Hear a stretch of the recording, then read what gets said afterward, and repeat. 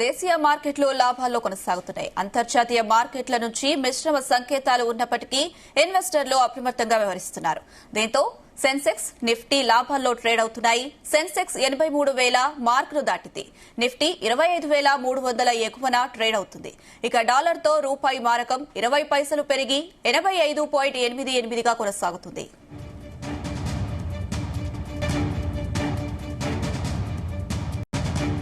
Right, ఇదే అంశం సంబంధించి మరిన్ని అప్డేట్స్ మా బిజినెస్ కరెస్పాండెంట్ రవిప్రసాద్ అందిస్తారు. Raviprasad, good morning Anisha. Last 3 days నుంచి చూస్తే స్టాక్ మార్కెట్ కంటిన్యూగా విన్నింగ్ స్ట్రీక్ అయితే కంటిన్యూ చేస్తుందని చెప్పాలి. ముఖ్యంగా నిన్న మొన్న కూడా మార్కెట్లో అయితే మంచి పాజిటివ్ రెస్పాన్స్ అయితే ఇవ్వడం జరిగింది. మెయిన్ కారణం చూసుకుంటే యుద్ధం చల్లబడడం అనేది, యుద్ధం యొక్క ప్రభావం అనేది కంప్లీట్ పోవడం అనేది స్టాక్ మార్కెట్ కి కలిసి వచ్చిందని చెప్పాలి. అండ్ ఈ రోజు చూసుకుంటే గురువారం ఎక్స్పైరీస్ ఉన్నాయి. ఎక్స్పైరీస్ వల్ల సెల్లింగ్ అంటే ఆటోమేటిక్ ప్రాఫిట్ బుకింగ్ లో ఉన్నారు. ప్లస్ అందరూ అంటే సెంటిమెంట్ కలిసి వచ్చిందని చెప్పాలి మార్కెట్ కి అయితే.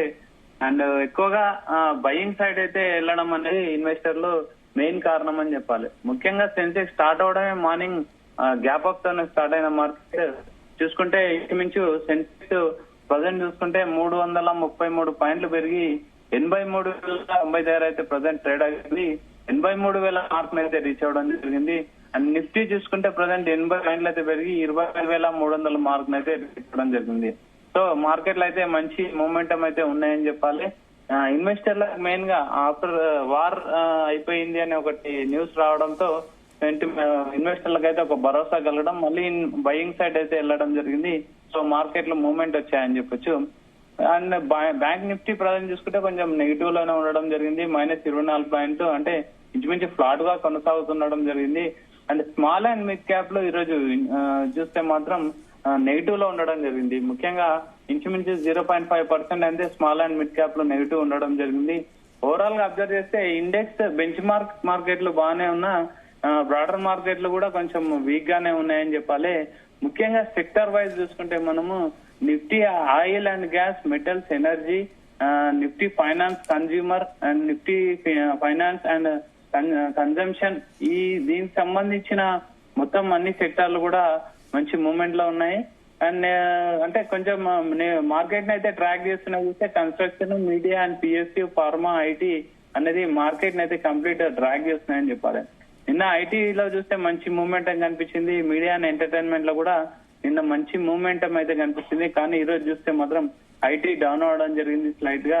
అండ్ ఫార్మా కూడా కొంచెం డౌన్ అవడం జరిగింది. ముఖ్యంగా కన్స్ట్రక్షన్ సంబంధించిన అయితే -1.49% అయితే మార్కెట్ పడిపోవడం జరిగింది. ఓవరాల్ గా అడ్వాన్స్ డిక్లైన్ రేషియో చూసినా 209 స్టాక్స్ పడిపోతే 209 స్టాక్స్ పెరగడం జరిగితే 209 పడిపోవడం జరిగింది. అటు నిఫ్టీ 50 చూసుకుంటే 36 స్టాక్స్ పెరిగితే 13 స్టాక్స్ అయితే పడిపోవడం అనేది చూస్తున్నాం. అండ్ ఎఫ్ఐఎల్, డిఐఎల్ కూడా మనకు కలిసి వచ్చే అంశం ఏంటంటే ఇన్వెస్టర్లకు ఎఫ్ఐఐ, డిఐఎల్ కూడా బయింగ్ సైడ్ ఉండడం మార్కెట్ కి ఇంకా బలోపేతం చేస్తున్నాయని చెప్పాలి. And overall present international market లో గోల్డ్ చూసుకుంటే ఔన్స్ వచ్చేసి $3,335 అండ్ స్పాట్ సిల్వర్ వచ్చేసి ఔన్స్ వచ్చేసి $36.37 కొనసాగుతుండడం జరిగింది. అండ్ హైదరాబాద్ లో గోల్డ్ చూసుకుంటే గ్రామ్ వచ్చేసి 10,017 రూపాయలు నడుస్తుంది. అండ్ సిల్వర్ వచ్చేసి కేజీ 1,988 దగ్గర ట్రేడ్ అవ్వడం జరుగుతుంది.